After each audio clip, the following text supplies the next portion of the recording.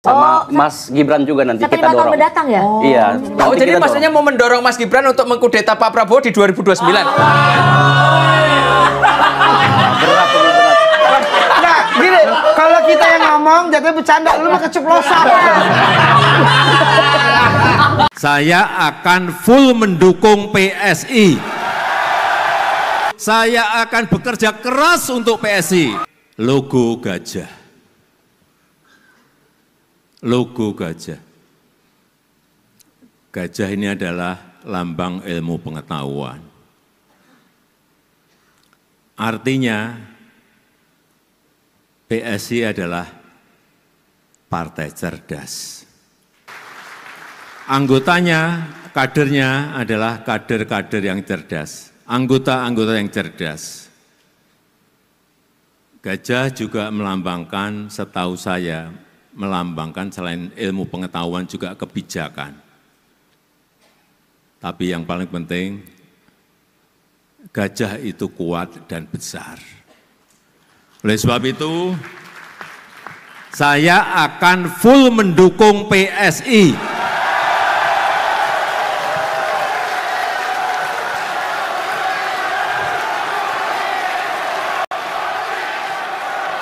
Jokowi, Jokowi, Jokowi, Jokowi, Jokowi, Jokowi, Jokowi. Oleh sebab itu, saya akan bekerja keras untuk PSI. Di awal pemerintahan Prabowo, kita sudah mengingatkan memang bahwa sepertinya Prabowo ini terpenjara oleh Joko Widodo. Tapi dalam analisis saya berlaku yang sering terjadi bahwa ini saya bagaikan Prabowo memakan bubur panas yang saya melihat semakin hari semakin agak menjauh dari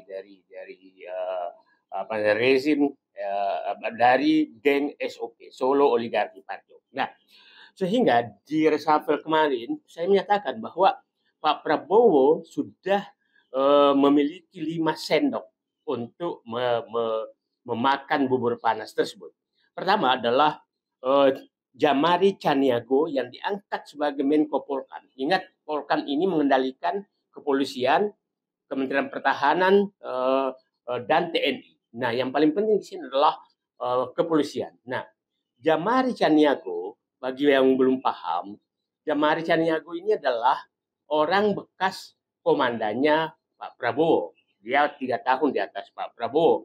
Nah, Jamari Caniago kita sangat kenal saat itu pada saat Pak Prabowo diganti oleh Pak Habibie sebagai Pangkostrat, diganti oleh Joni Lumintang. Joni Lumintang hanya 17 jam. Setelah itu Jamari Caniago menjadi Pangkostrat. Itu mengganti Pak Prabowo. Joni Lumintang hanya 17 jam. Nah, sendok kedua adalah Syafri Samsudin. Syafri Samsudin, jenderal purnawirawan yang baru juga dinaikkan pangkatnya, adalah Menteri Pertahanan. Ini teman dekat Pak Prabowo, soulmate-nya betul. Seangkatan dia, karena Pak Prabowo itu dulu sebenarnya angkatan 73, seangkatan dengan SBY, tapi tinggal kelas tanda kutip, bukan karena bodoh. Saya tahu sejarahnya kenapa tinggal kelas, nah sehingga menjadi seangkatan dengan Syafri Samsudin. Nah, tapi Syafri Samsudin saya tahu 2 tahun lebih muda daripada Pak Prabowo. Nah, Syafri Samsudin sebagai Menteri Pertahanan memang teman baik Pak Prabowo dalam segala hal. Nah, Pak Syafri Samsudin sebagai Menhan sebenarnya ada jabatan yang sangat strategis yang melekat secara ex officio di Menteri Pertahanan, yaitu Ketua Dewan Pertahanan Nasional, Ketua Harian Dewan Pertahanan Nasional. Nah, ketuanya adalah Presiden. Nah, Dewan Pertahanan Nasional ini diberikan tugas oleh Presiden sekarang untuk mengkoordinasikan pengambil alihan aset-aset negara yang ilegal yang diambil oleh oligarki. Sendok ketiga adalah Ahmad Doviri. Ahmad Doviri kita kenal bahwa ini saya banyak bertanya kepada senior-senior Polri bahwa ini salah satu personel Polri yang sebenarnya berada di garis lurus. Dia 2 tahun di atas Sigit Kapolri.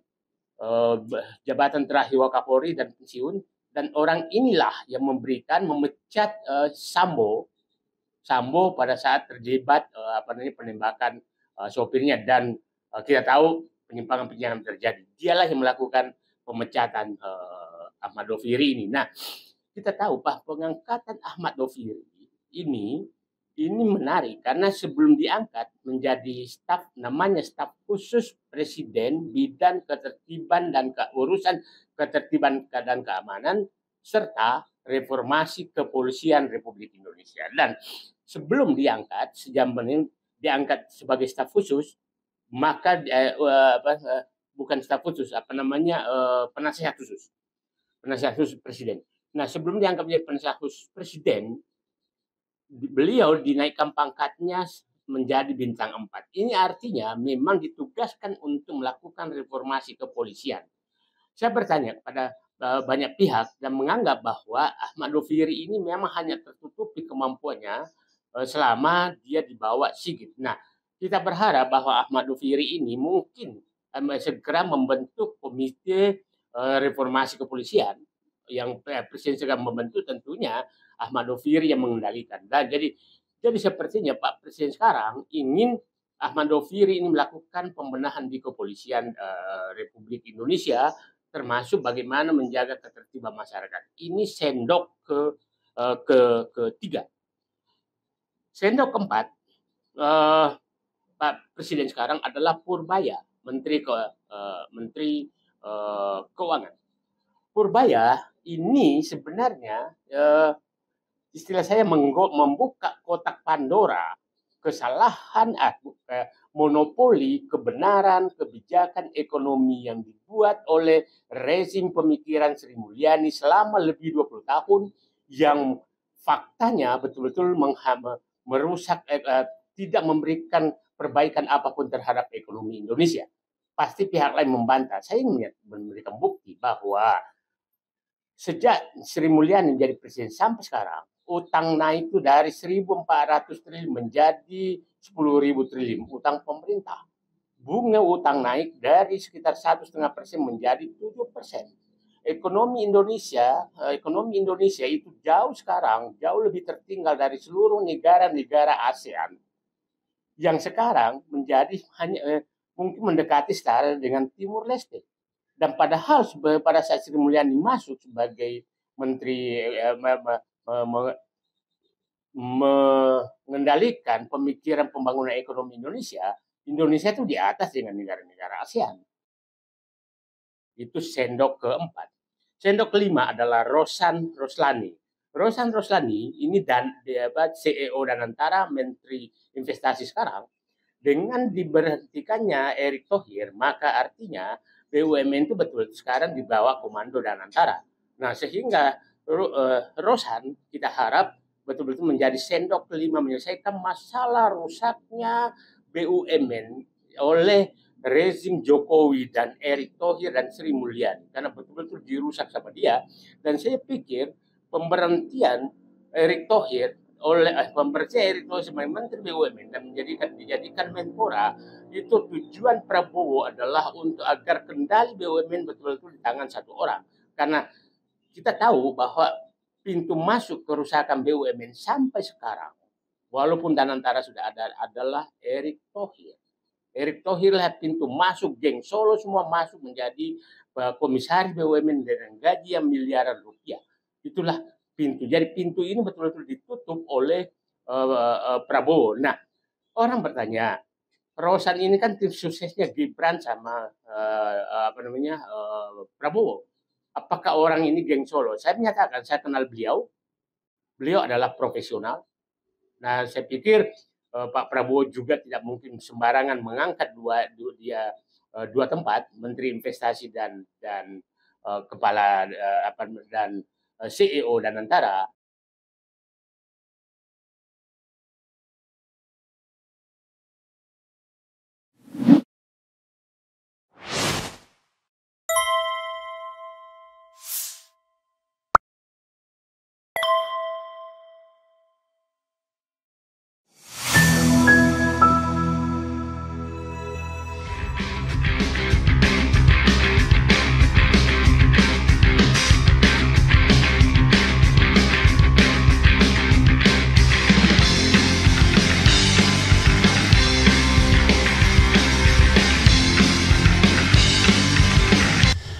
Assalamualaikum warahmatullahi wabarakatuh.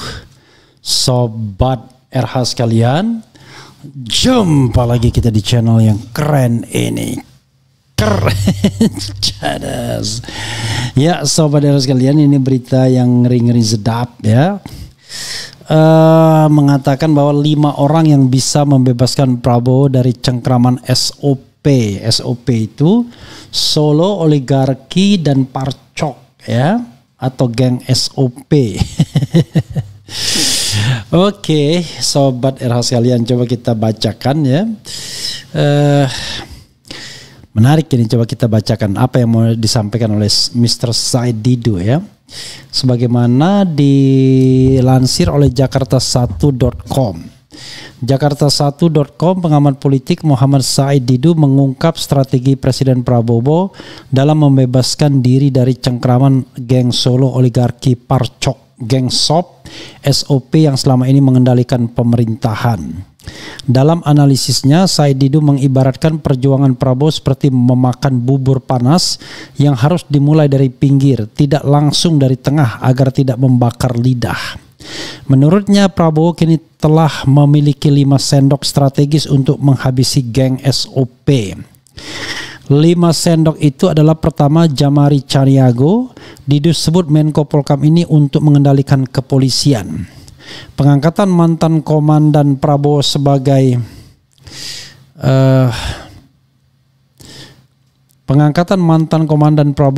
Menko Polkam dinilai langkah cerdas. Jamari Caniago yang dulu memecat Prabowo sebagai Jenderal TNI kini justru menjadi kepercayaan Prabowo untuk membenahi kepolisian, kata Said Didu di kanal YouTube-nya yang diunggah Kamis. Kedua adalah Menhan Safri Samsudin. Didu sebut sebagai sendok kedua untuk merebut aset negara. Menteri Pertahanan Menhan yang juga teman dekat Prabowo ini diberi tugas strategis mengambil alih aset-aset negara yang dikuasai oligarki secara ilegal. Target utama 5 juta hektar kebun kelapa sawit ilegal dan 4,3 juta hektar tambang ilegal, kata Didu. Ketiga adalah Ahmad Doviri. Didu sebut sebagai sendok ketiga reformasi kepolisian. Mantan ex-Wakapolri yang memecat Sambo ini ditunjuk sebagai penasihat khusus untuk reformasi kepolisian. Sinyal kuat Prabowo ingin membersihkan kepolisian dari dalam, kata Said Didu. Adapun sendok keempat adalah Purbaya. Ia disebut akan membuka kotak Pandora. Menteri Keuangan baru ini diharapkan membongkar monopoli kebenaran kebijakan ekonomi Sri Mulyani yang dinilai telah merusak perekonomian Indonesia selama 20 tahun lebih. Terakhir sebagai sendok kelima adalah Roslani. Ia akan membenahi BUMN. Dengan pemberhentian Erick Thohir, kendali BUMN kini sepenuhnya berada di tangan Danantara di bawah komando Roslan Roslani untuk menutup pintu masuk geng Solo ke BUMN, kata Didu.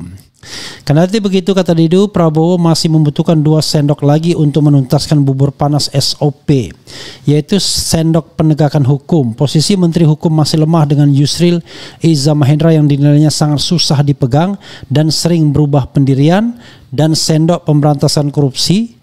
Jaksa Agung Burhanuddin dan KPK masih menggunakan sendok lama yang merupakan bagian dari geng Solo. Said Didu mencatat beberapa jendela geng SOP yang sudah ditutup Prabowo.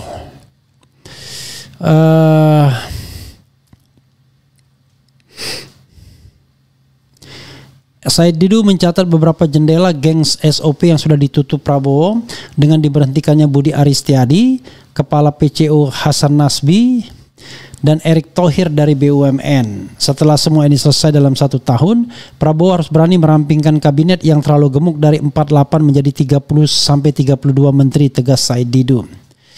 Ia juga menyoroti masih adanya bumbu-bumbu Jokowi dalam kabinet seperti Bahlil Lahadalia dan Zulkifli Hasan yang berpotensi mengganggu agenda reformasi Prabowo. Didu mengingatkan bahwa sejak Prabowo mulai mengganti geng Solo, banyak pendukung palsu yang mulai memaki-maki presiden. Mereka bukan pendukung Prabowo tapi pendukung Jokowi dan Gibran, tegasnya. Pengamat senior ini berharap dalam tahun kedua kepemimpinannya Prabowo dapat fokus menata kehidupan politik dengan merevisi undang-undang partai politik untuk mengembalikan kedaulatan kepada rakyat. Sistem politik sekarang sudah merusak bangsa dan negara. Perusak terbesar adalah partai politik dan politisi, tutup Said Didu dalam analisisnya. Dan hari ini kita mendengar bahwa Hasan Nasbi diangkat sebagai sebagai komisaris Pertamina. Jadi sebenarnya serius apa enggak ya? Ini jabatannya komisaris atau komisaris utama ya, komisaris ya. Jadi itulah yang terjadi ya. Sementara orang yang menuding-nuding menikmati jabatannya. Sebagai contoh Ade Armando, ya kan, komisaris tapi bisa nuding-nuding orang. Analisa Ade Armando, pihak yang backing isu ijazah Jokowi Gibran adalah PDIP hingga pendukung Anies. Coba bayangkan ya, seorang seorang komisaris bisa begitu ya.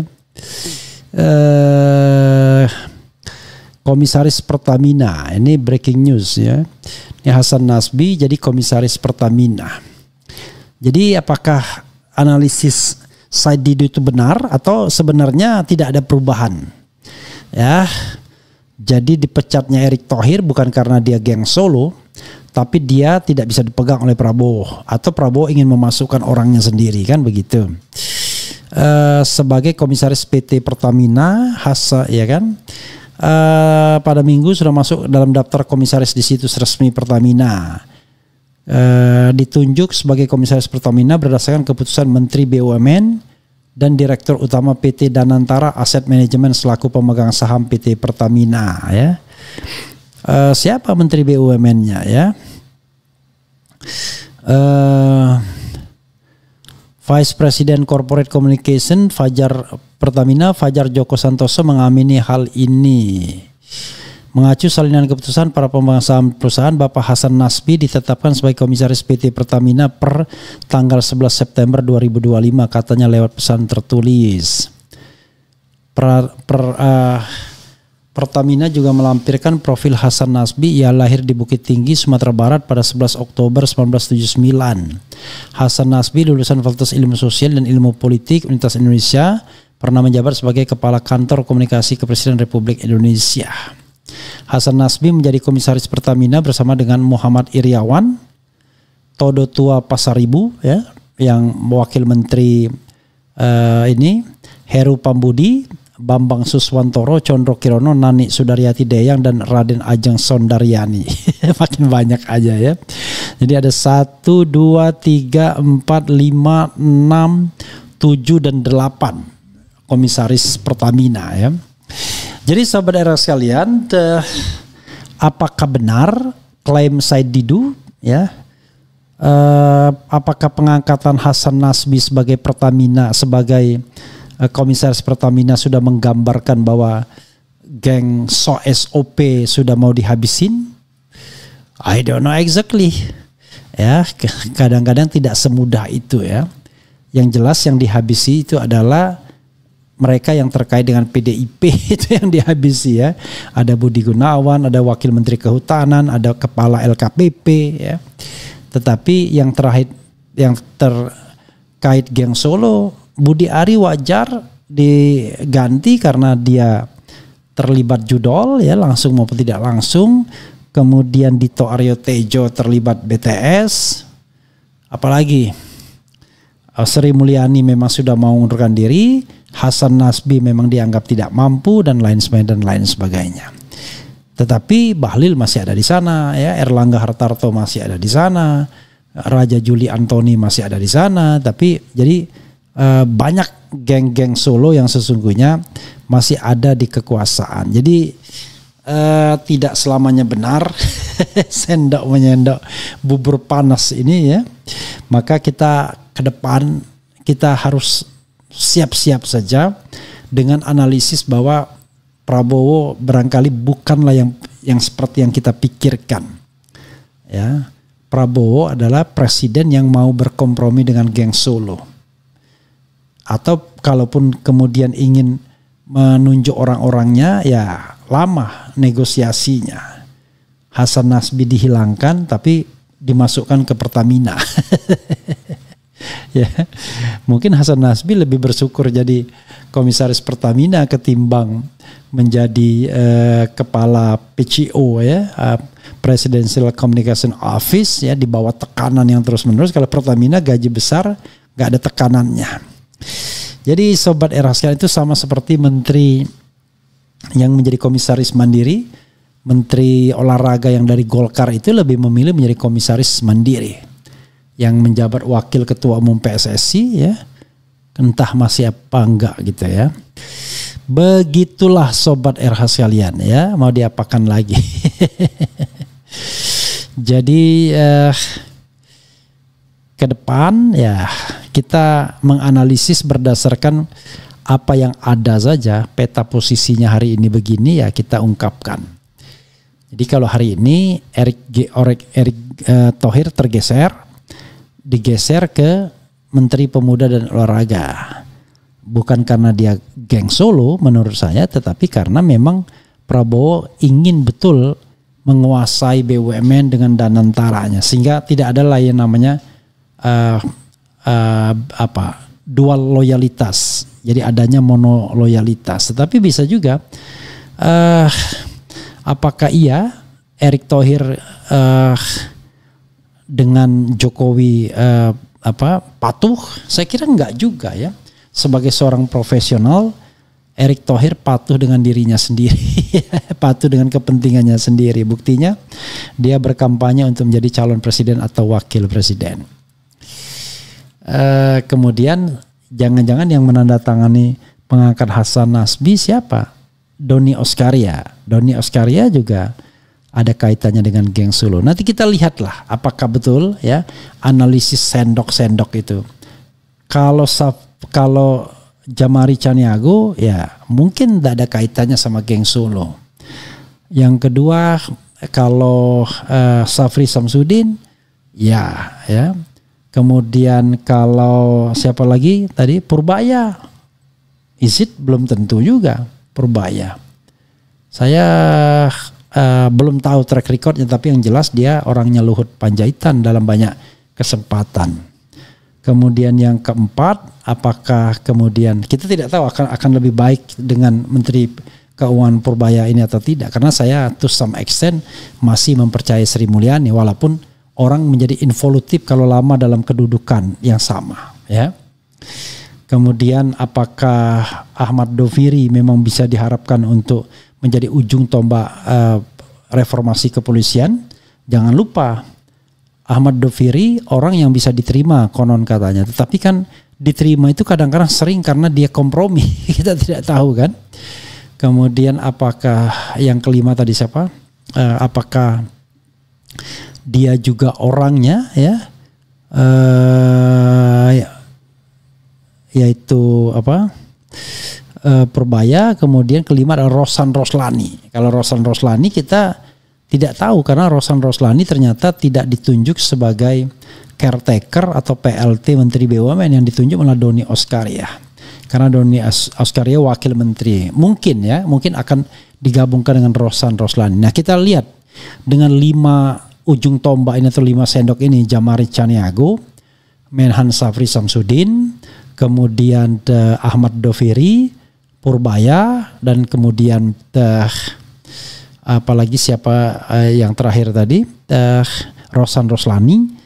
Kemudian dicari sosok di bidang hukum dan di bidang pemberantasan korupsi ya, karena Yusril dianggap lembek, KPK juga tidak seperti yang diharapkan, Kejaksaan Agung punya agenda sendiri. Kita tunggu 2 sendok lainnya. Nah, apakah dengan 7 sendok itu istilah Said Didu, kita bisa berharap kepada Prabowo Subianto?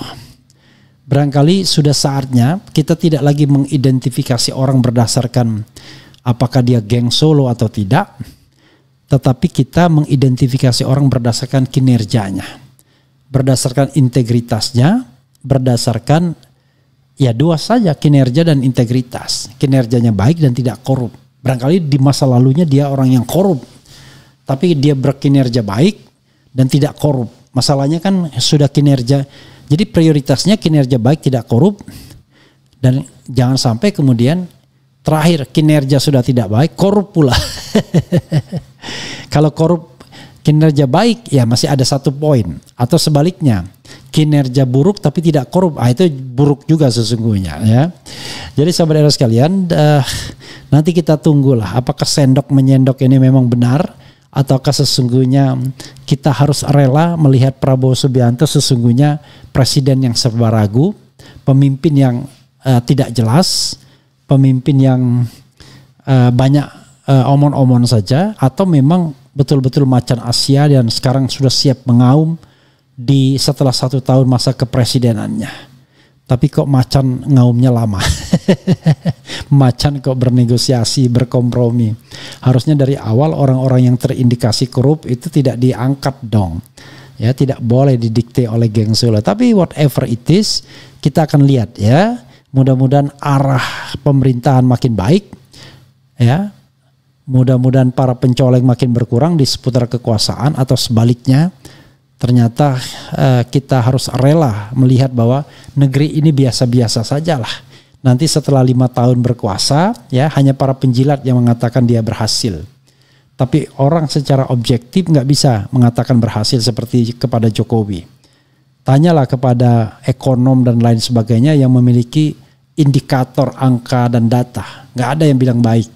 Tetapi kalau ditanyakan pada penjilat, semuanya akan mengatakan baik-baik saja. Nah, mudah-mudahan di akhir pemerintahan yang mengatakan Prabowo baik itu orang yang dengan fakta dan data, bukan orang yang ingin menjilat ya, agar diikutkan dalam pemerintahan. Begitu sobat era sekalian. Coba kita bacakan ya sedikit ya. Yang jadi tanda tanya, siapa think tanknya PPS ini? Ada enggak ya? Pak Prabowo Subianto. Alasan mengada-ngada Prabowo diatur Jokowi yang benar semua keputusan di negara ini, ya Presiden Prabowo, yaitu secara formalnya, tetapi kan informalnya kan kita tahu lah, politik itu tidak ada di ruang tidak berada di ruang hampa ya.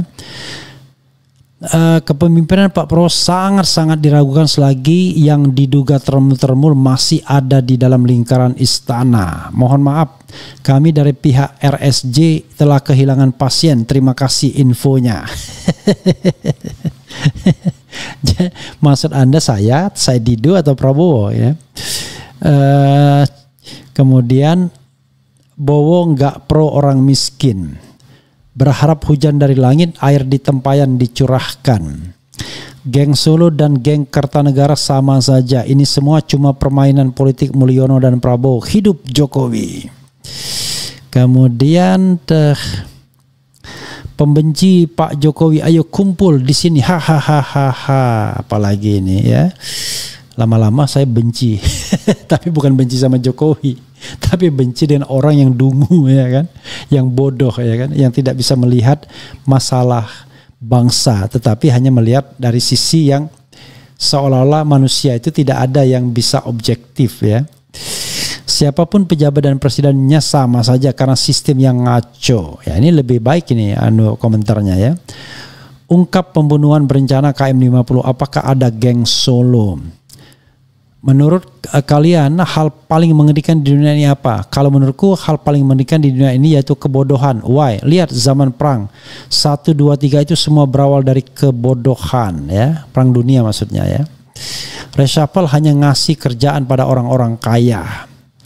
Kata Andi Azwan orang Jokowi semalam di CNN. Apa maksudnya? Solusinya 98 jilid 2. Kenapa yang masih berpikir Prabowo itu menyingkirkan geng Solo? Tidak, mereka itu berteman. Oke. Good save Pang ya. Kemudian banyak yang harus dinyah dari istana. Kita tunggu tanggal mainnya Wowo. Jika masih disimpan harus diduga Wowo juga termul mungkin ya. Apalagi nih. Yusril bilang baling-baling di atas bukit kemana arah angin atau penguasa biar dia diangkat menjadi pejabat. Hahaha. Betul ucapan Ferry Hamsari, bukan Ferry Hamsari, Ferry Amsari ya, F-A-R-I ya, Amsari bukan Hamsari. Dia nggak paham tata negara dan tata pemerintahan yang baik. Pak Anies akan tukar ke sistem khilafah yang bukan demokrasi apalagi. Macan tapi sama Matutina takut ya. Yang harus kita lawan adalah kebodohan. Assalamualaikum Babang Tri, jadi bintang tamu dong. Oke, kasihan Gatot enggak ditanggapin sama presiden. Hahaha, sakitnya minta ampun. Ini hanya orang bodoh aja ya. Hanya orang yang dipikirnya jabatan itu enak ya. Kemudian yang sering teriak NKRI harga mati, pasukannya sepi, bosnya udah mau dihukum mati. Kemudian I love Pak Jokowi dan Mas Gibran ya. Oke, boleh aja ya. Bang Sambo itu beneran di penjara enggak? Kalau ya iya, di mana dan mana buktinya? Baca semua toh, haha, panas ya kamu Refli. Aduh, ampun dengan orang-orang yang tak jelas ini ya. Tapi ya itulah ya dinamika demokrasi. Yang paling penting dalam demokrasi itu sebenarnya Anda harus menjadi orang pandai. Pandai bisa berargumentasi dan pandai menolak argumentasi ya, bukan pandai memaki aja, juru maki gitu. Begitu saja sobat dan sekalian ya. Saya harus hidup teratur sekarang karena sedang mengarah kepada hal-hal yang jauh lebih sehat. Mudah-mudahan ya, doakan saja. Wassalamualaikum warahmatullahi wabarakatuh. Keren, cerdas.